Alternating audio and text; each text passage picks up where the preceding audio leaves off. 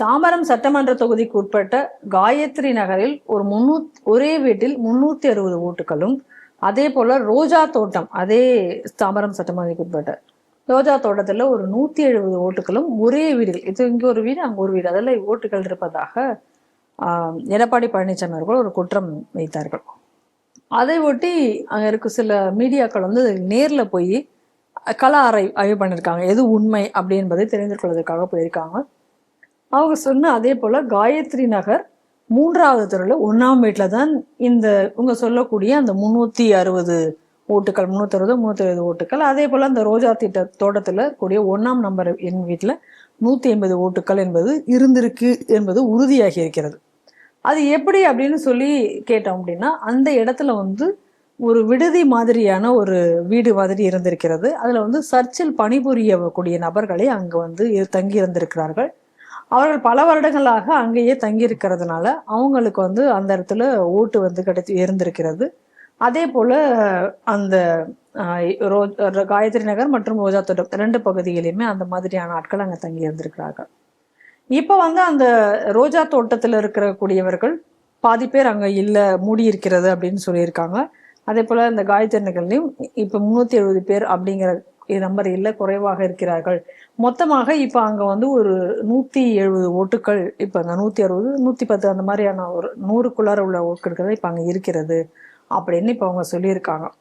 ஆனா இதுல இன்னொரு விஷயம் என்ன அப்படின்னா, இந்த மாதிரியான விஷயங்கள் என்ன உண்மை என்பதை கண்டறிவதற்காக போன அந்த செய்தி சேகரிக்க சென்ற அந்த செய்தியாளர்களை வந்து அந்த அங்க இருந்தக்கூடிய திமுகவினுடைய அந்த பிஎல் இருக்கிறவர் வந்து வரவே விடாம வந்து அங்க வந்து விரட்டி எடுத்திருக்கிறார்.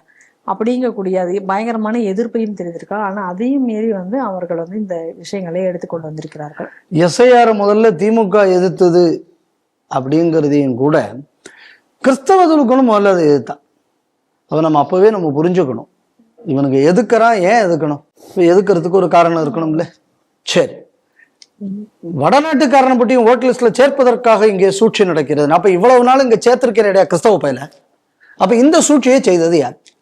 அதுல சொல்ற அப்படி அந்த திமுக காரன், இந்த லோக்கல்ல உள்ள கவுன்சிலரு, வெளிமாநிலத்தில் இருப்பவர்கள் எல்லாம் கூட இங்கே வந்து இருப்பார்கள். எங்க இந்த சர்ச்சில் அவங்க வரும்போது அவங்க வந்து ஓட்டுல சேர்த்துக்கிடுவாங்க.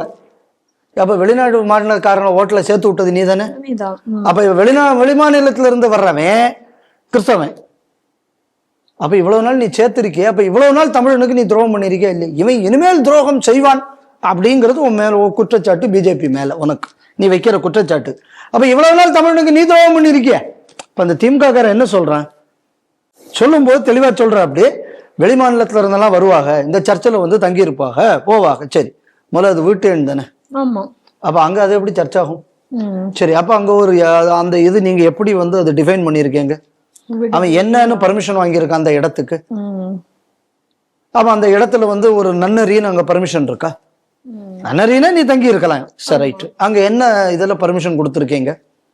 அதெல்லாம் இப்ப விசாரிக்கணும்ல, கண்டிப்பா சொல்லணும்ல. அதுக்கப்புறம் அங்க எப்பவுமே நிறைய பேர் தங்கி இருப்பாங்களாம். அப்ப எப்பவுமே நிறைய பேர் அங்க தங்கி, அப்ப என்ன ஆக்டிவிட்டி நடக்குது? சும்மா தங்கி இருக்க வாய்ப்பு இல்லை, கிடையாது. அப்ப பக்கத்துல மதமாற்றத்துக்கு பிரச்சாரத்துக்கு போறான்னு தெரியுதா? ஆமா. அப்போ ஒரு இடத்துல தங்க வச்சு, பெந்தகோஸ்தே சபை அதுவும். ஆமா, பெந்தகோஸ்தே சபை. அப்ப அங்க நீங்க மதமாற்றம் நடப்பதற்கு ஒரு இடத்தை வாங்கி அவ்வளவு பேரும் வெளியூர்ல இருந்து கொண்டு வர வச்சு, வெளியூர்காரனை வச்சு உள்ளூர்ல மத பிரச்சாரம் செய்கிறார்கள். தெரிஞ்சு போச்சா? நிச்சயமாக. இப்ப இதுக்கு இப்ப என்ன பதில் சொல்ல போறேன்? இப்ப யாரு திட்டமிட்டு மதம் மாற்றுகிறார்கள்? அப்ப இவ்வளவு நாள் வெளியூர்காரனெல்லாம் வந்து ஓட்டர் லிஸ்டில் சேர்த்து தமிழ்நாட்டில் வெளிமாநிலத்துக்காரனை கொண்டு வைத்து தமிழ்நாட்டுக்குள்ள ஆட்சியாளர்களை தேர்வு செய்யக்கூடிய அயோக்கியத்தனத்தை இப்ப கிறிஸ்தவ சர்ச்சை செய்திருக்கிறது. ஒத்துக்கிடுவேளா? திமுக தான் பேட்டி கொடுத்துருக்காப்பா. வெளியூர்காரன்லாம் நாங்க இங்கதான் கொண்டு அவங்கள்ட்ட ஆதார் ரேஷன் கார்டுலாம் வச்சுதான் நாங்க சேர்த்தோம். சரி, அப்ப போகும்போது அவன் ஓட்டு அங்க இல்லாம இருந்திருக்கணும்ல. அப்ப அடுத்த இடத்துல அவன் போய் ஓட்டு சேர்த்து இருந்தாச்சுன்னா அவன் ஏன் அது இங்க கேன்சல் ஆகல? சரி, அதாவது பரவாயில்ல, இந்த பேட்டி அவர் கொடுக்குறாராம். அதாவது பொய் சொல்றது, ஏமாத்துறது, அயோக்கியத்தனம், இதோட அதாவது முழு உருவம் திமுகங்கிறது. அந்த ஆள் பேட்டி கொடுக்குற. அப்படி பேட்டி கொடுக்கும்போது, இங்கே இவ்வளவு பேர் இருந்தார்கள், ஒவ்வொரு தேர்தலிலும் அவர்களை ஓட்டு போட விடாமல் அதிமுக காரர்கள் தடுத்தார்கள், சில கிறிஸ்தவர்கள் தான் போலீஸ் பாதுகாப்புடன் வந்து ஓட்டு போடுவார்கள். இந்த பேட்டியோடு கடைசியில சொல்லி முடிக்கிற அப்படி. அப்ப எப்படின்னு சொன்னா, உன் கிறிஸ்தவனுக்காக நான் தான் குரல் கொடுக்கிறேன், நீ விஜய் பின்னாடி போயிடாத, நீ வந்து வெளியூர்ல இருந்து வேணாலும் நீ கிறிஸ்தவன் இங்க கூட்டுக்கு வந்து நீ பண்ணி வச்சுக்கோ, ஊர்லயே இல்லாத கிறிஸ்தவனுக்கு நீ ஓட்டர் லிஸ்ட்ல சேர்த்துக்கோ, ஆனா உனக்கு நான் வந்து ஹெல்ப் பண்றேன் எப்படிங்கக்கூடிய செய்தி. அது அப்படி அது அந்த பொய்யை சொல்றத கூட அப்படி சௌபாவிகமா சொல்லிவிட்டுற. ஆனா அங்க அவர் தான் கவுன்சிலரா இருக்காரு. அப்ப அது ஒரு வேடிக்கையை பார்க்கணும். திமுக கவுன்சிலர், திமுக கவுன்சிலராக இருக்கிற இடத்துல அந்த கிறிஸ்தவனை அதிமுக காரன் ஓட்டு போட விடாம தடுத்தானோ. நடக்குமா ஐயா? நீ எப்படி கவுன்சிலரானு? அப்ப அதிமுக யாரு தடுக்கிறானோ தடுக்கிறவன் அங்க வலுவா இருக்கணும், அப்படிதானே? இப்ப வலுவா கவுன்சிலரா இருக்கிறதே நீ தானே.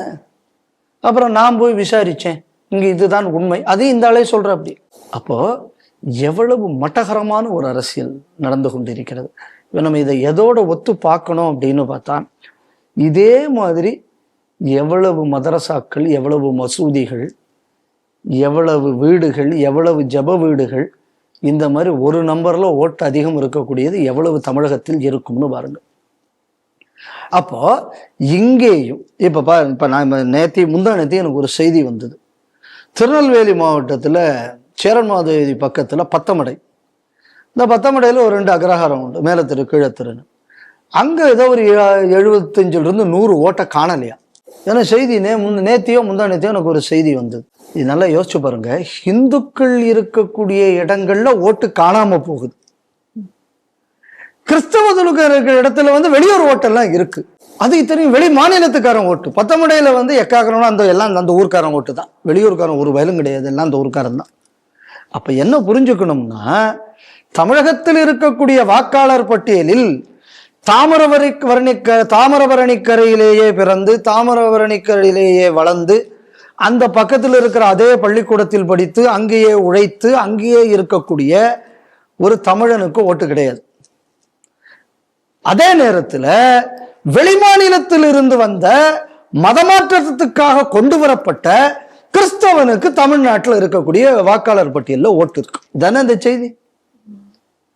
இந்த எஸ்ஐஆர் வரும்போதே எல்லாரும் அதை பத்தி பெரிய ஆஹா ஓஹோன்னாங்க. அப்ப நான் ஒரு விஷயம் நல்ல தெளிவாக சொன்னேன். இந்த எஸ்ஐஆர் தமிழ்நாட்டில் எப்படி நடைமுறைப்படுத்தப்படுகிறது என்கிறத பொறுத்து தான் இது வெற்றியா தோல்வியான்னு கண்டுபிடிக்க முடியும். இதுல எல்லா அயோக்கியத்தனங்களும் இதில் நடக்கும்னு. ஏற்கனவே மசூதியில வைத்து இந்த லிஸ்டுகள்லாம் சரிபார்க்கப்பட்டது அப்படின்னு சொல்லி திரு ஹெச் ராஜா அவர்களுக்குள்ள ஒரு ஸ்டேட்மெண்ட் நம்ம பேப்பர்ல கொஞ்ச நாளைக்கு முன்னாடி பார்த்தோம்.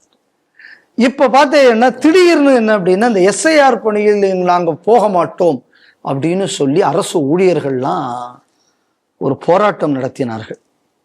ஒரு போன வாரமோ என்னவோ.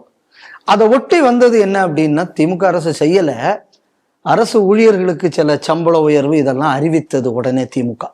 நல்லா கவனிக்கணும். இந்த அறிவிப்பு, நாங்க இதுல எஸ்ஐஆரில் கலந்து கொள்ள மாட்டோம்னு இவங்க சொன்ன அந்த போராட்ட அறிவிப்பு, அரசாங்கத்தின் அறிவிப்பு, இது ரெண்டையும் நீங்க சேர்த்து வச்சு பாருங்க. மசூதியில நடந்தது, இங்க நடந்ததை வச்சு பாருங்க. பத்தமடையில வந்து இன்னைக்கு ஓட்டுக்கள் காணாமல் போனதை பாருங்க. அப்ப இதுல இருந்து இந்த தமிழ்நாடு அரசு ஊழியர்கள், நான் ஏற்கனவே இந்த ஊழியர்கள், தமிழ்நாடு அரசு ஊழியர்கள், ஆசிரியர்கள் அரசுக்கு எதிரான போராட்டம் இருக்கும்போது நான் இதை தான் சொன்னேன். திமுகவை நாங்க தான் ஆட்சிக்கு கொண்டு வந்தோம் சொல்லி இவங்க ஓப்பனாவே ஸ்டாலினை மிரட்டினாங்க.